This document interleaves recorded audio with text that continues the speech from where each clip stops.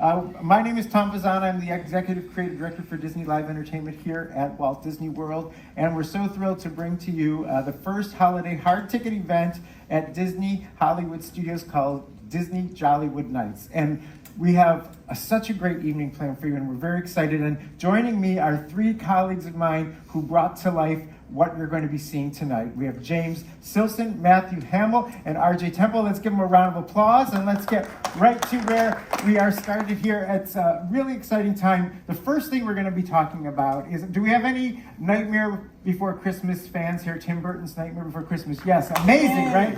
So we are fortunate enough to present a live stage show at the Hyperion Theater, which is just next door. And James Silson is the show director for that. James Silson is the show director with Disney Live Entertainment. And James, how excited were you to find out we were actually going to present Tim Burton's Nightmare Before Christmas in a big way here at Walt Disney World for the first time? Oh my goodness, very excited. You know, I don't know if you can tell, but I am quite the fan of Nightmare Before Christmas. It's actually my favorite Disney IP. It's my favorite Disney character is Jack Skellington.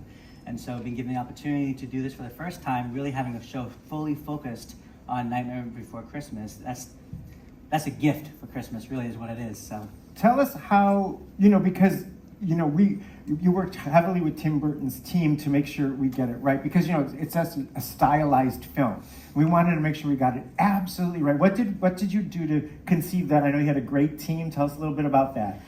Well, we knew it was going to be at the Hyperion Theater, which currently hosts the Frozen Sing-Along, and there's just a fan base for that particular sing-along. Who likes the Frozen Sing-Along?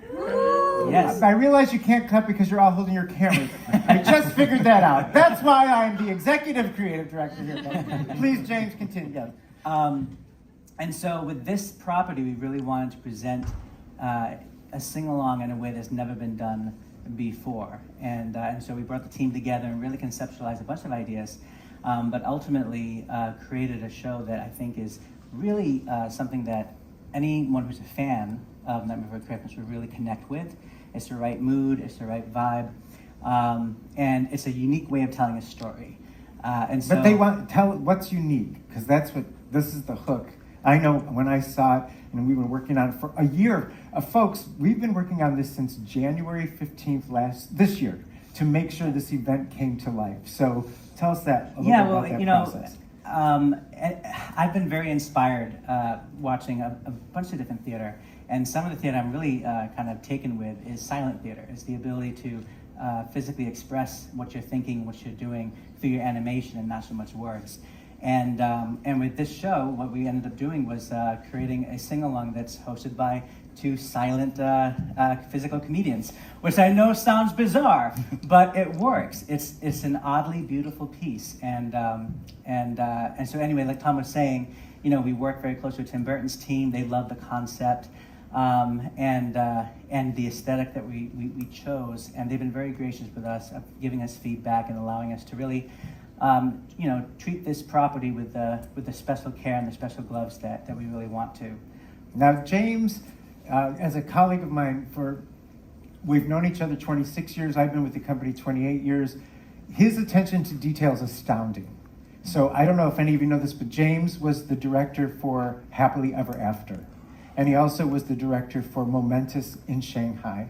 Two of the most striking, most beautiful. Our projection shows here are amazing. The new ones coming are amazing, but that's the attention to detail. And tell us, what did your eye bring to this that no one else, I don't think, could bring to it? Oh, wow. And you have to tell them what your background is, because I think when they see the show, they'll get it too. Well, I have a very diverse background in a bunch of different skills, whether it's juggling and clowning and those kind of things, but mainly puppetry. Funny enough. And puppetry is how I got my start at Disney. I grew up as puppet master within this company, then became a show director, working on shows like Finding Nemo and those kinds of things. And so, there's the beauty of puppetry is that so much of how you express yourself is through the physical action and animation of the character. And I think with a show like this, there's an opportunity to kind of look through that lens and say, what is the true art of visual storytelling here, and how can we tell the story most clearly through movement? And we brought in some collaborators, actually a local collaborator of ours. Amina Kaplan. She was the resident director for Lion King on Broadway, and came in and gave us a few days of her time. Amazing experience. Yeah. And got the cast together, and we started working through this. We knew we wanted a beautiful score to support the animation. Everything's done to music, which is really, really interesting. And we brought in a colleague of ours, Gordon Goodwin, who, he has a long list of credits. But what my attraction to him is he did Animaniacs. Back in the day, if anyone was Animaniacs, and that music had that. Somebody clap! Yay! They're not on the phone. Yay! But that cartoon kind of approach to music, where you know how to help tell the animation through music, is a key part of this as well. Yeah, it is. So when you see the show, and if you see us out in the party afterwards, come up to us and tell us what you thought. I'd love to hear. We need feedback, and we love hearing from you. I'm going to move on, James, because Matthew Hamel, next to James, is our show director with Disney Live Entertainment for the Theater of the Stars show. By day, it's Beauty and the Beast, and this evening, it's Holidays in Hollywood. Matthew Hamel, I know you can't clap, but I will. We have a few. Hi, Charles. How are you? I didn't see you come in. So, this was an undertaking. We have a Hollywood Bowl-style theater, and I said, we need a holiday show. Like last year, I went to see the Rockettes at Radio City Music Hall. And I was like, we have kind of our stage. What should we do? Who? Matthew Hamel. Let's see. We brought him from New York. He had Broadway credits. He also came to us to run Disney brand here. He's a musical guy. Were you in Footloose, right? Yeah. You were in Footloose. So he's got 5 degrees from Kevin Bacon. I thought, what a natural fit for Holidays in Hollywood. Matthew, tell us a little bit, you're hooked to the show. Tell us the stars of the show, a little bit about that. Oh, there's so much to tell, honestly. So, when we started working on it, one of the things, as you mentioned, these great spectacular shows, we started to delve in research-wise into what makes those shine, these holiday specials that everybody loves so much. And what was it? It was great music. It was fantastic dancing. It was some of the best vocals that you could ever imagine, and jazz and musical theater, all of these things combined. And as we started to put it all together, what started to take shape from this team is an amazing opportunity to start with live music. We've got an 8-piece live jazz band on stage as part of the show. Clap for which you. we are Don't excited worry about it. I know. He'll clap for you. And we've got some fantastic stars.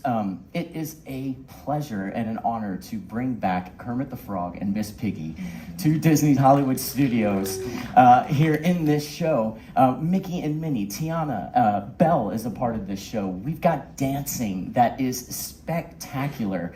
And I think there's a few iconic things that we've discovered throughout the process when we were looking at these characters and what we could do with them. What we noticed is there were some great opportunities. And we've got some of the best talent here at Walt Disney World, and I got to work with our show writer, Dominique Marmolejo, our music producer, Christy Crowell, and also our choreographer, Amanda Plisa, to kind of create a new and dynamic thing, and that is a brand new song for Tiana that will premiere in this show tonight, never before heard from anything that's ever been done. Working closely with the Walt Disney Animation Studios to develop it, it has been a pure pleasure, and it is a blast. I mean, how often, I didn't mean to interrupt, but I did, because I can't. How often do you get a new song written by our Disney Live Entertainment, Walt Disney World team, Matthew Hamel, Christy Crowell, Dominique Marmolejo, and it gets in front of the filmmakers, and, every 10 years, you get a new Christmas song, right? There's 15 Christmas songs. When you play when you go home and you have a party, you'll see 15 Christmas songs. Well, they created one. I can't wait for you to hear it. The brilliance of this team here, I just can't wait to hear about that, too.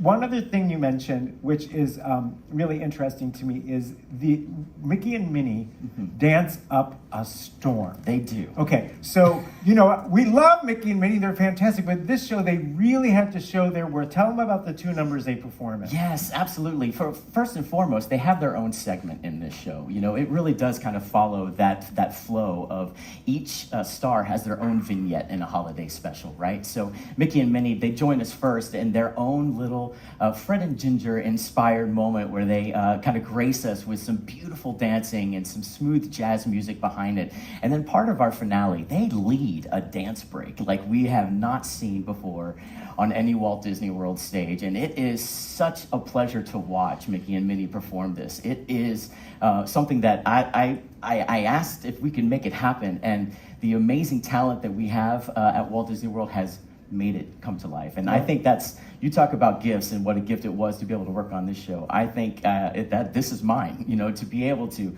create a new song for Tiana, to see Mickey and Minnie dancing like they haven't before. That's the gift that I'm blessed to have. And Belle, too. Yes, my absolutely. personal favorite Disney character. That's the reason I work for the company. I think some of you have heard talk to me before about that when I saw Beauty and the Beast, I'm from New York, like Matthew is, and I said, I just have to work for this company. And that's what happened for me. So what you just heard is Nightmare Before Christmas, which is a completely different show from Holidays in Hollywood. But our event is so much more than that. So RJ Temple he has done all the other work that's in the party. These are the bands, the atmosphere. It's so much to hear. Let's hear about it, because they're going to lose their minds. RJ is a show director with us here at Walt Disney World, Disney Live Entertainment. He has an award from a Parents' Choice Award for creating an arithmetic app. He went to the Berklee School of Music. He's a genius. Tell us about how you took me. Let's go first to Tip Top Club. Yeah, so in Tip Top Club, how many of you are fans of Hollywood Tower Hotel? Yeah, well, they clapped for that one. So that's Well, this is the first time we're actually expanding that story. And one thing about it is that there always been a holiday event that happened at the Hollywood Tower Hotel. And there's a house band that's going to be featured coming into the courtyard for the first time ever. People will be able to see these ghoulish new, house band that's been there since 1939, actually playing jazz hits in that courtyard. they time stopped for them, right, RJ? Absolutely, absolutely. And so it's going to be really an amazing time. They'll still be in their decor from the 30s on the elevated stage. It's just going to be very beautiful. Good. Let's go. When I was in New York, my favorite thing was a cabaret sing-along piano bar. I know that's hard to believe, but it was. Let's go to the Brown Derby. What do you got going on in there? Yeah, and so the Hollywood Brown Derby, in the essence of Hollywood. And again, this is the celebration of everything Hollywood, and Brown Derby is right in the center of that story. And we wanted to just add more holiday decor to it, keeping the nostalgia of the place, including having a solo piano player there. He's like a Louis Armstrong, a new age Louis Armstrong now being there playing some holiday tunes. It's really going to be nice, and it's a diverse cast of talent that you'll see throughout the entire experience. But yeah, at Brown Derby, it's really going to be a blast, and good food if you love to eat. Dwayne, are you late? Do we have to start over? Okay. So wait, then take us to Commissary Lane, known by day. By night, it's known as... Yeah. So at night, we're going to have Holidays at Fiesta in La Calle. We're going to have an actual Latin street fair. There's going to be a salsa band out there. It's going to be good food, lots of dancing, lots of singing. So just get ready to put on your dancing shoes, because you're going to be salsaing in the tip and having a good time. And RJ also created something unique, an animation courtyard. We have characters. Give us the premise and tell us about the brand new costumes that we have that no one's seen before. Absolutely. So in Hollywood studios, in Hollywood in general, it's not Hollywood unless somebody's working on something. And so Mickey and the gang are actually on a hot set. They're working on their holiday film, and they just wrapped up for the day. And so they still have all their props still out, life-size props, candy canes and big ornaments that guests will be able to take photos in front of. They also have various opportunities to take pictures. They have a lot of different scenic, you have a robotic arm that's similar to the Oscars. You ever seen the Oscars red carpet? You'll be able to take a photo like that. That's one of their scenes in their film. And also they have an R&D area, a camera array, where you'll be able to help Mickey and the gang figure out how can they finish their film. And so it's a lot of interactive opportunities, and they even have their assistant director out there that was bribed at the last minute to help DJ the outside of the courtyard. It's a lot of fun. Something that we've downplayed a little bit, but we're so excited about is, what did we do for the first time in 30 years here? Wow. So, do you know? I hope you know what it is. Absolutely, okay. I do know what it is. Okay. When you come into the corridors, I don't know if you got a chance to. I don't know if it's out there yet, but there's an open Jollywood night sign. On there is a brand new character. We are introducing a brand new character, Ollie, who is going to be only featured here at Jollywood Nights. This is the first time we ever had a character since Figment 30 years ago featured at the Walt Disney Resort. And so this is really this opening debut, and guests will be able to take photo pass opportunities, be able to see, have opportunity to take pictures with him. He's actually in the corridors outside of Brown Derby playing the saxophone. So quickly see Ollie will be everywhere. So start looking out for our new character, Ollie. He's really cute, and he got a nice little suit on, buttoned up. He has his own story, and it's right. We have another new Disney branded character that we hope you love. For me personally, it's just so great to bring to life a whole new event that blends so beautifully with Mickey's Very Merry Christmas Party, which I went to twice this week for rehearsals and also to see the show. And now we have here at Disney's Hollywood Studios this new event that I do want to say for a moment that I get to be part of an amazing team, not just these three people up here, but there is a team of people delivering. And what I'm dedicated to do is reaching out to our whole team and beyond for different voices to bring to the table an event. And so what tonight I hope you experience is that Disney's Hollywood Studios has become a venue to support the many eras of Hollywood, to be able to experience his parties like we've never done before. And I hope you enjoy it. And when I say, if you see me, so tell me about it, I think you'll recognize me. And also, I know where your next stop is. So I think you're going to Pixar Plaza to see the Frozen a la mode holiday offering there. Is that correct, team? Yeah, I'm getting a thumbs up. And I think you're going to really dig it. We love that the Pixar characters have joined in the holiday fun. And we want you to have the best time. Please relax and have a blast. We were so happy to be able to talk to you today, and I'll see you around the party. Anything else? Are we wrapped?